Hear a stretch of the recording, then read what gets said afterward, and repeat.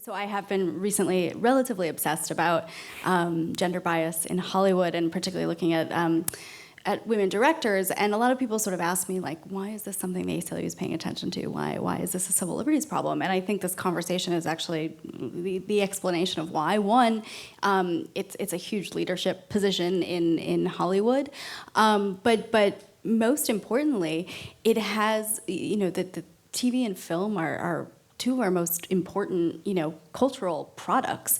And the fact that literally women are essentially excluded from directing big budget, studio feature films, and are seriously underrepresented in directing television, it's not just a civil rights problem. I'm astounded by how much change we can see in our own lifetimes. Just yesterday, flying here, the person in front of me, in the aisle in front of me, was watching the most recent Mad Max film, but I just watched for actually longer than I thought I would.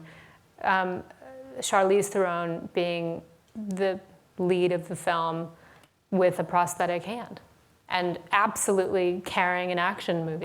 What we see on those screens has a tremendous cultural impact, and that's one of the reasons we're devoting so much time and energy to this, because our biggest cultural product is overwhelmingly being made by men.